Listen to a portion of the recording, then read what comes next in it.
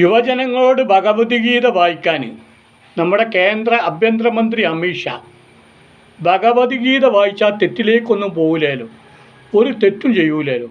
അപ്പോൾ കുട്ടികളെ ഭഗവത്ഗീത വായിക്കാൻ വേണ്ടി നമ്മൾ അമിത്ഷാ ആഹ്വാനം ചെയ്തിട്ടുണ്ട്. നമ്മൾ ഈ അമിത്ഷാനോട് ഒരു ചോദ്യം, ഈ എളിയവൻ 2010 സൊറാബുദ്ദീൻ ഷെയ്ഖ് കേസിൽ 2010 ജൂലൈ 25 CBI നിങ്ങളെ അറസ്റ്റ് ചെയ്ത് 3 മാസം ജയിലിലടച്ചു. മറന്നില്ലല്ലോ. പിന്നെ സെപ്റ്റംബറിലോ ഒക്ടോബറിലോ ജാമ്യം കിട്ടി. 3 മാസം ജയിലിൽ കടന്ന രസം. പിന്നെ 2014 ഡിസംബറിൽ നിങ്ങൾ കുറ്റവിമുക്തനായി. കേസിൽ നിന്ന് നിരപരാധിയാണ് പുറത്തു വന്ന്. 2014 ഡിസംബർ, 2014 ഏപ്രിലാണ് നരേന്ദ്രമോദി അധികാരത്തിൽ വരുന്നത്. ആദ്യമായിട്ട് ഡിസംബറിൽ നിങ്ങൾ കുറ്റവിമുക്തനുമായി. അപ്പോൾ നിങ്ങൾ ഭഗവത്ഗീത വായിച്ചു തുടങ്ങിയത് 2010 ജൂലൈ 25 3 മാസം ജയിലിൽ കടന്ന് പുറത്തിറങ്ങിയതിൻ്റെ ശേഷമാണ് നിങ്ങൾ ഭഗവത്ഗീത വായിച്ചു തുടങ്ങിയത്. അല്ല, അതുകൂടി യുവാക്കൾക്കൊന്ന് പറഞ്ഞു കൊടുക്കണം. പിന്നെ വേറെ ഉണ്ട് കുറേ കേസുകൾ, അവിടെ പിടിച്ചതും കട്ടതും പിടിച്ചതും നോട്ട് നിരോധനത്തിൻ്റെ പേരിൽ കോടാനുകോടി ഉറുപ്പ്യ മകന് വേണ്ടി മാറ്റിച്ച സംഭവങ്ങളൊക്കെ വേറെ കറക്കുന്നുണ്ട്. അതിനൊക്കെ ഭരണം മാറിയാലാണ് അതൊക്കെ തെളിയിക്കപ്പെടുള്ളൂ. അതൊക്കെ അവിടെ നിൽക്കട്ടെ. നമ്മൾ ഇതൊന്ന് പറയും, ഇതിപ്പോൾ വ്യക്തമായ രേഖ ഉള്ളതാണ്. 2010 ജൂലൈ 25 3 മാസം നിങ്ങൾ ജയിലിൽ കടന്നു.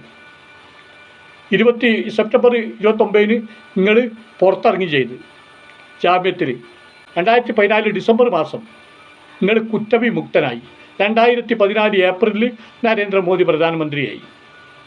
നിങ്ങൾ ഈ ശിക്ഷ അനുഭവിക്കുമ്പം ഗുജറാത്തിൽ ആഭ്യന്തര സഹമന്ത്രിയാണ്. അറിയോ നിങ്ങൾ? ആഭ്യന്തര സഹമന്ത്രിയാണ്. പ്രത്യേക CBI കോടതിയാണ് നിങ്ങളെ ശിക്ഷിച്ച്. അറിയോ? CBI ആണ് നിങ്ങളെ അറസ്റ്റ് ചെയ്തത്. മനസ്സിലായില്ലേ? അപ്പം നിങ്ങൾ ഭഗവത്ഗീത ഇപ്പോൾ നേരെ വായിച്ചു തുടങ്ങിയിട്ടുള്ളൂ. 2010 ശേഷം ചെറുപ്പത്തിൽ തന്നെ തുടങ്ങിക്കൂടെ ഇനിയോ? എന്നാൽ കുറേയൊക്കെ നന്നാവുന്നില്ല. നിങ്ങൾ ചെറുപ്പത്തിൽ തന്നെ തുടങ്ങിയാൽ മതി. ഇനി ഞാൻ മനുഷ്യരോട് ഇത്രയും വലിയ ക്രൂരത കാണിക്കുമല്ലോ. ആ കുട്ടികളൊക്കെ തല്ലിക്കൊന്ന് സമരം ചെയ്യാൻ വന്ന ജനാധിപത്യ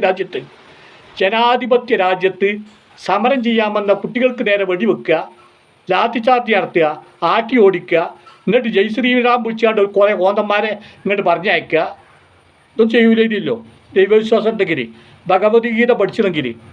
അതുകൊണ്ട് നിങ്ങൾ ഒരു കാര്യം കൂടി യുവജനങ്ങളോട് പറയണം.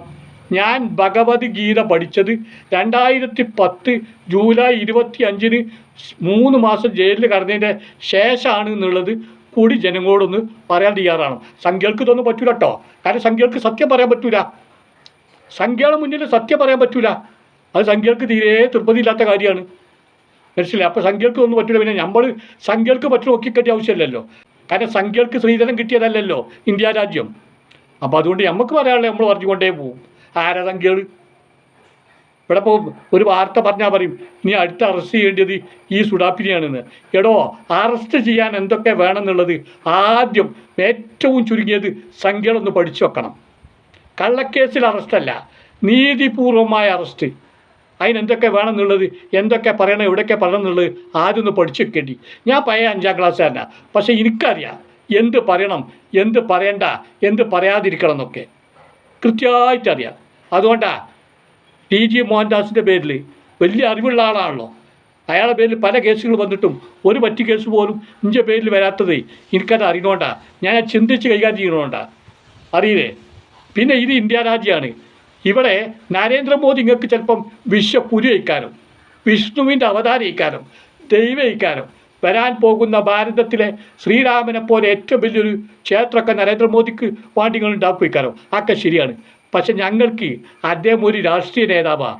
അതും തട്ടിപ്പും വെട്ടിപ്പും പഠിച്ചു വെച്ച ഒരു രാഷ്ട്രീയ നേതാവ്. അതാണ് ഞങ്ങൾക്ക്. ഇവിടെ മുൻപ് പ്രധാനമന്ത്രിമാരുണ്ടായിരുന്നല്ലോ, ഓരൊക്കെ പള്ളിയിൽ ഇമാം വെക്കാൻ പോയിരുന്നു. മുമ്പ് പ്രധാനമന്ത്രിമാരാരെങ്കിലും ചർച്ചിൽ കുരിശ് വരക്കാൻ പോയിരുന്നോ?